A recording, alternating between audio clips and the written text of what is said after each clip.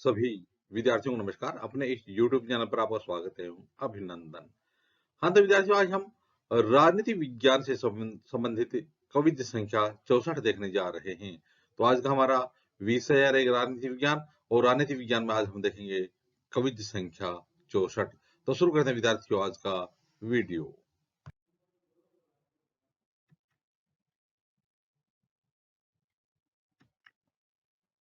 हाँ, तो विद्यार्थियों, आज का हमारा पहला प्रश्न है, राज्यसभा में प्रतिनिधित्व का आधार है, यानी राज्यसभा में प्रतिनिधित्व का आधार क्या है। आपको बताना है कि राज्यसभा में प्रतिनिधित्व का आधार क्या है। आपको चार विकल्प दिए जाते हैं। पहला है क्षेत्रफल, दूसरा है सापेक्ष जनसंख्या, तीसरा है एक और दो दोनों, और चौथा इनमें से कोई नहीं। तो राज्यसभा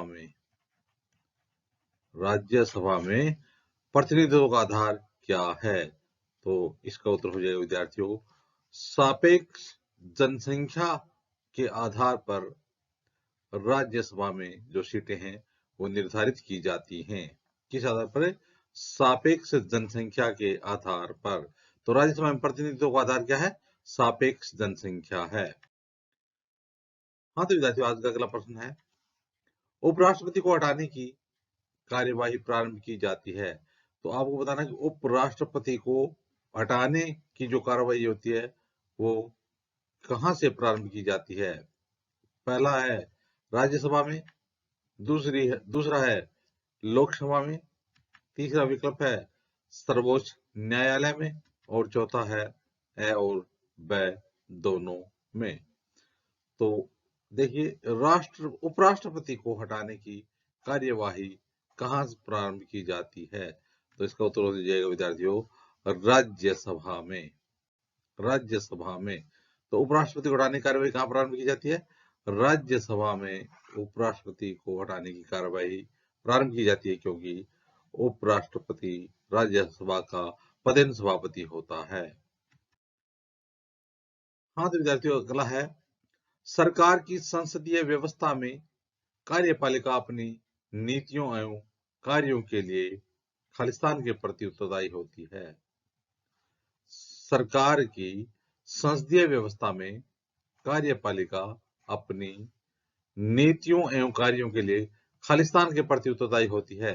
पहला है विधायिका, दूसरा विकल्प है संसद, तीसरा विकल्प है राज्यसभा, और चौथा विकल्प है उच्च न्यायालय। तो सरकार की संसदीय व्यवस्था है में कार्यपालिका अपनी नीतियों के एवं कार्यों के लिए किसके प्रति उत्तरदायी होती है? तो इसका उत्तर हो जाएगा विधायिका के प्रति उत्तरदायी होती है। सरकार की संसदीय व्यवस्था में कार्यपालिका अपनी नीतियों एवं कार्यों के लिए विधायिका के प्रति उत्तरदायी होती है। अगला प्रश्न विद्यार्थियों, राज्यसभा का सभापति होता है।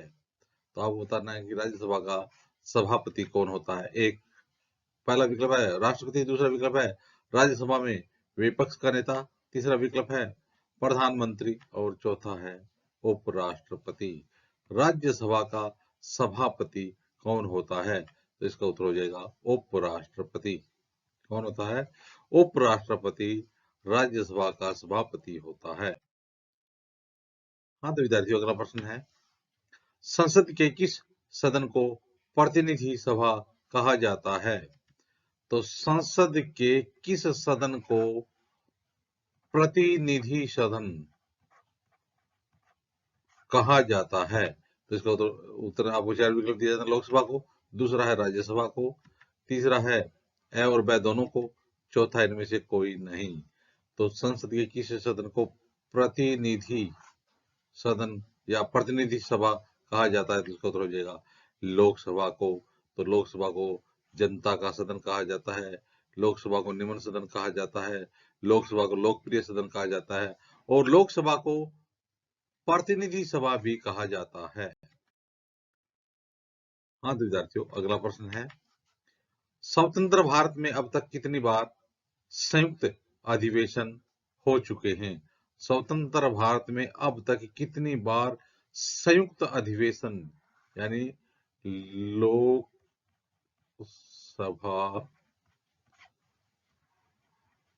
व राज्यसभा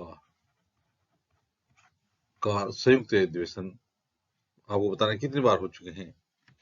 पहला विकल्प है 2, दूसरा है 3, तीसरा विकल्प है 4 और चौथा है 5। तो विद्यार्थियों, अब तक भारत में कितनी बार संयुक्त अधिवेशन हो चुके हैं? तो इसका उत्तर हो जाएगा 3 बार। कितने बार है? 3 बार। सबसे पहले 1961 में, सबसे पहले 1961 में कब है? 1961 में दहेज निरोधक कानून को लेकर के हुआ था। दहेज निरोधक कानून को लेकर के हुआ था 1961 में। उसके बाद 1978 में, कब है? 1978 में बैंकिंग सर्विस बिल है उसको लेकर के हुआ था। और उसके बाद 2002 में, कब है? 2002 में पोटा एक्ट को लेकर के संयुक्त अधिवेशन बुलाया गया था। तो स्वतंत्र भारत अब तक कितनी बार संयुक्त अधिवेशन हो चुके हैं? 3 बार। हाँ तो विद्यार्थियों, अगला प्रश्न है, संसद के 2 क्रमिक अधिवेशनों के मध्य कितना समय अंतराल होना चाहिए? तो संसद के 2 क्रमिक अधिवेशनों के मध्य कितने समय का अंतराल होना चाहिए? पहला है 3 माह, दूसरा है 6 माह, तीसरा नंबर है 1 वर्ष और चौथा है इनमें से कोई नहीं। तो बताइए, संसद के 2 क्रमिक अधिवेशनों के बीच कितना समय अंतराल होना चाहिए? तो इसका उत्तर हो जाएगा विकल्प नंबर 2, 6 माह है। कितने माह है? 6 माह है। हाँ विद्यार्थियों, अगला है, संसद का गठन लोकसभा, राज्यसभा एवं राष्ट्रपति से मिलकर होता है। किस अनुच्छेद के अधीन संसद का गठन लोकसभा, राज्यसभा एवं राष्ट्रपति से मिलकर होता है? तो यह किस अनुच्छेद के तहत होता है? पहला है 79, दूसरा है 81, तीसरा है 78, चौथा विकल्प है 91। तो इसका उत्तर हो जाएगा 79 अनुच्छेद के अनुसार। कौन से?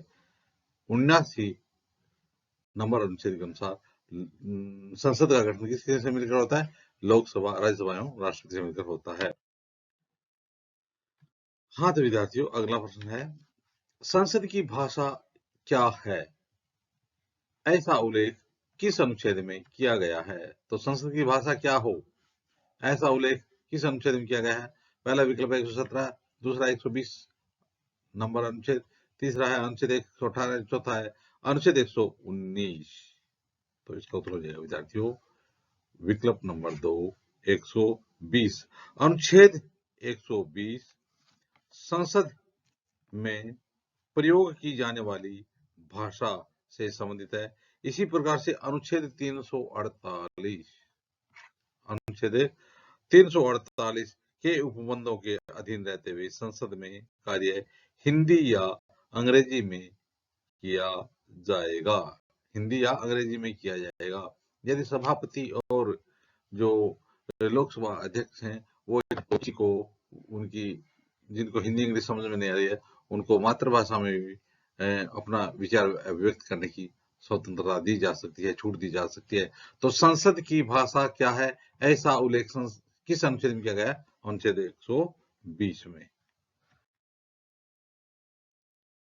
हाँ तो विद्यार्थियों, अगला है, लोकसभा के सत्र का अवसान किया जा सकता है। तो लोकसभा के सत्र का अवसान किया जा सकता है। एक है, पहला है राष्ट्रपति द्वारा, दूसरा है प्रधानमंत्री द्वारा, तीसरा है संसदीय मंत्री द्वारा और चौथा है अध्यक्ष द्वारा। लोकसभा के सत्र का अवसान किसके द्वारा किया जा सकता है? तो इसका उत्तर हो जाएगा राष्ट्रपति द्वारा। किसके द्वारा? राष्ट्रपति के द्वारा।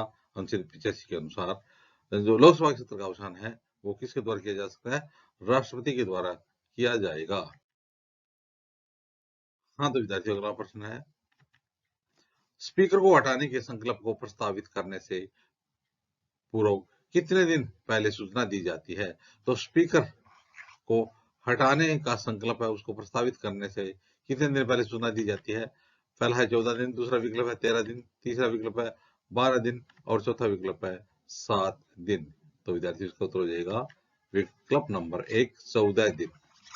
14 दिन। तो स्पीकर को हटाने के संकल्प को प्रस्तावित करने से पहले कितने दिन पहले सूचना दी जाती है? 14 दिन पूर्व सूचना दे जाना जरूरी है। इस प्रकार से विद्यार्थी आज हम राजनीति विज्ञान से संबंधित कविता संख्या 64 देखिए। आगे आने वाले वीडियो में इसी प्रकार से हम राजनीति विज्ञान संबंधित सामग्री देखते रहेंगे। आप भी अपने YouTube चैनल के साथ बने रहिए। वीडियो देखने के लिए धन्यवाद।